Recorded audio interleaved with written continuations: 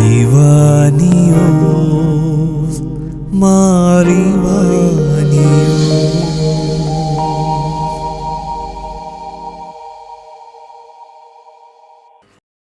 ദൈവതിരുനാമം വാഴ്ത്തപ്പെടട്ടെ. പുനരൈക്യ പ്രസ്ഥാനത്തിന്റെ പ്രാണേതാവും മലങ്കര സുറിയാനി കത്തോലിക്ക സഭയുടെ പ്രഥമ മെത്രാപ്പോലിത്തായുമായ മാർ ഇവാനിയോസ് പിതാവ് ധന്യപദവിയിലേക്ക് ഉയർത്തപ്പെട്ട പവിത്രമായ ഓർമ്മയാണ് ഈ ദിനങ്ങളിൽ പ്രത്യേകമായി നമ്മുടെ മനസ്സുകളിലൂടെ കടന്നുപോകുന്നത്. നമുക്കേവർക്കും ഏറെ ഭക്ത്യാദരങ്ങളുള്ള മാർ ഇവാനിയോസ് പിതാവിന്റെ 71ാം ഓർമ്മ തിരുനാൾ ആചരിക്കുന്ന ഈ നാളുകളിൽ ഈ വന്യതാതനെ കുറിച്ച് മലങ്കര കത്തോലിക്ക സഭയ്ക്ക് അടിസ്ഥാനമിട്ട ഈ വലിയ വ്യക്തിത്വത്തെക്കുറിച്ച് ഈ ദിനങ്ങളിലെല്ലാം വളരെ പ്രാർത്ഥനാപൂർവം നാം എല്ലാവരും ചിന്തിക്കുകയും ധ്യാനിക്കുകയും ചെയ്യുകയാണല്ലോ. മലങ്കര കത്തോലിക്ക സഭയെ സംബന്ധിച്ച് ഒരു പുത്രനിർവിശേഷമായ ഭക്തിയുള്ള വന്യതാതനാണ് മാർ ഇവാനിയോസ് പിതാവ്. ഈ പിതാവിന്റെ ജീവിതത്തിൽ വിളങ്ങിയിരുന്ന വിശുദ്ധ പുണ്യങ്ങളെക്കുറിച്ച് ചിന്തിക്കുമ്പോൾ 1930 ഓർത്തഡോക്സ് സഭയിൽ നിന്ന് കത്തോലിക്ക സഭയുടെ കൂട്ടായ്മയിലേക്ക് കടന്നു വന്ന അദ്ദേഹത്തിന്റെ ധീരതയെ നാം എത്രമാത്രം അഭിനന്ദിക്കും. ഓർത്തഡോക്സ് സഭയിലെ സൂര്യ തേജസ്സായി വളർന്നു വന്നിരുന്ന ഈ വലിയ വ്യക്തിത്വം എന്താണ് ഭാവി, എന്താണ് കൂട്ടായ്മയിലേക്ക് കടന്നു വരുമ്പോൾ ഉണ്ടാകുന്ന അനുഭവങ്ങൾ, എന്ത് പ്രത്യേകമായ ഒരു ഉറപ്പുമില്ലാതെ ഒരുപക്ഷെ ഭൗതിക ലോകത്തിന് കരുതാവുന്ന ഒരു ശൂന്യതയിലേക്ക് ധീരമായി ചുവടുവെക്കുവാൻ എന്താണ് അദ്ദേഹത്തെ പ്രേരിപ്പിച്ചത്? അതിന് നാം കണ്ടെത്തുന്ന ഒരേ ഒരു ഉത്തരം ഈ വന്യപിതാവിന്റെ ധീരതയാണ്. മാർ ഇവാനിയോസ് പിതാവ് ധീരനായ ഒരു സഭാശ്രേഷ്ഠനാണ്. മുകളിലെ ആകാശവും താഴെ ഭൂമിയും മാത്രം കണ്ടുകൊണ്ടാണ് ഞാൻ കത്തോലിക്ക സഭയിൽ പ്രവേശിച്ചത് എന്ന് വന്യപിതാവ് തന്റെ ആത്മകഥയിൽ രേഖപ്പെടുത്തിയിട്ടുണ്ട്. താൻ പ്രിയപ്പെട്ടവരായി കരുതിയിരുന്ന സഹോദരങ്ങളിൽ നിന്ന്, ഒരുപക്ഷെ സഹവൈദികരിൽ നിന്ന്, സഭാ കൂട്ടായ്മയിൽ നിന്നുണ്ടാകാവുന്ന തിരസ്കരണവും ആരോപണങ്ങളും എത്ര ധീരതയോടുകൂടിയാണ് ആ വന്യതാതൻ നേരിടാൻ തയ്യാറായത്.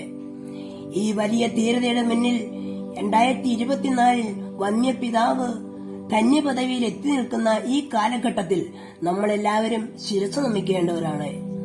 വലിയ ആത്മീയതയുള്ളവർക്ക് മാത്രമേ ധീരതയുണ്ടാവുകയുള്ളൂ. ധീരത എന്നത് ദൈവനിവേശിതമായ ഒരു പുണ്യമാണ്. എന്താണ് ധീരത? ശരിയായത് ചെയ്യണം, തെറ്റ് ചെയ്യരുത്. ശരിയായത് ചെയ്യുമ്പോൾ അവിടെ പീഡാനുഭവമുണ്ട്, അവിടെ നിന്ദനവും അപമാനവും നേരിടുന്നുണ്ട്. പക്ഷേ അതിന്റെ അപ്പുറം ശരിയായിട്ട് ചെയ്യുന്നവനെ നയിക്കുന്ന ദൈവചിന്ത എന്താണ്? ഈ പീഡാനുഭവത്തിന്റെയും നിന്ദനത്തിന്റെയും കുരിശുമരണത്തിന്റെയും അപ്പുറം ഉയർപ്പിന്റെ ഒരു പുലരിയുണ്ട്. ആ പുലരിയിലുള്ള വിശ്വാസം കൊണ്ട് മാത്രമേ ഒരു വ്യക്തിക്ക് ധീരനാകുവാനായിട്ട് കഴിയുകയുള്ളൂ. 118-ാം സങ്കീർത്തനം 6-ാമത്തെ തിരുവചനം ഇപ്രകാരം നമ്മെ പഠിപ്പിക്കുന്നു: കർത്താവ് എന്റെ പക്ഷത്തുണ്ട്, ഞാൻ ഭയപ്പെടില്ല. കർത്താവ് നമ്മുടെ പക്ഷത്തുണ്ട് എന്ന ആഴമേറിയ ബോധ്യമുള്ള വ്യക്തിക്കാണ് ധീരതയുള്ളത്. ഇതാണ് 1930 സെപ്റ്റംബർ 20-ാം തീയതി കൊല്ലത്ത് വെച്ച് വന്യനായ ബെൻസിഗർ പിതാവിന്റെ സാന്നിധ്യത്തിൽ കത്തോലിക്ക സഭയിലേക്ക് പുനരൈക്യപ്പെടുവാനായിട്ട് അഭിവന്യ ഇവാനിയോസ് പിതാവിനെ സഹായിച്ച, നയിച്ച, പ്രേരിപ്പിച്ച ശക്തി. ഈ ധീരത അദ്ദേഹം തന്റെ ജീവിതം മുഴുവൻ കാത്തുസൂക്ഷിച്ചു. ഈ ധീരതയുടെ ഫലങ്ങൾ അനുഭവിക്കുന്നവരാണ് മലങ്കര കത്തോലിക്ക സഭയിലെ അംഗങ്ങൾ മുഴുവനും. മലങ്കര കത്തോലിക്ക സഭയിലെ ഭാഗ്യങ്ങളുടെ ഉറവിടമാണ് ഇവാനിയോസ് പിതാവ്. ഈ കാലഘട്ടത്തിൽ നമ്മുടെ വിശ്വാസം കാത്തു സൂക്ഷിക്കണമെങ്കിൽ വന്യനായ മാർ ഇവാനിയോസ് പിതാവ് നമുക്ക് പഠിപ്പിച്ചു തന്ന ഈ ധീരത നമുക്ക് വേണം. ധീരതയോടെ ക്രൈസ്തവനാണ് എന്ന് പറയുവാൻ കത്തോലിക്ക വിശ്വാസ സംഹിത അനുസരിച്ച് ഈശോയുടെ സുവിശേഷം അനുസരിച്ച് ജീവിക്കണമെങ്കിൽ വലിയ ആത്മീയ ധീരത നമുക്ക് ആവശ്യമുണ്ട്.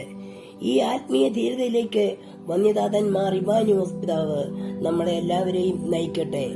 ബെഥനി മലനിരകളിലെ താഴ്വാരങ്ങളിൽ ആശ്രമ ജീവിതത്തിൽ നിന്ന് ആർജിച്ചെടുത്ത ആ ധീരത, ആ പുണ്യങ്ങളാണ് പിതാവിനെ നയിച്ചത്. പിതാവിന്റെ ഓർമ്മ ആചരിക്കുമ്പോൾ ആ പുണ്യങ്ങളുടെ ആഴങ്ങളിലേക്ക്, ആ ക്രാന്തദർശിയായ വ്യക്തിത്വത്തിന്റെ അഗാധ തലങ്ങളിലേക്ക് കടന്നു പോകുവാനായിട്ട് നമുക്കും കഴിയട്ടെ. അതിനായി നമുക്ക് പിതാവിന്റെ മാധ്യസ്ഥം യാചിക്കാം. ഇതെത്രയോ ഭാഗ്യം, എത്രയോ യോഗ്യം, മലങ്കരയുടെ മായാത്ത പുണ്യം.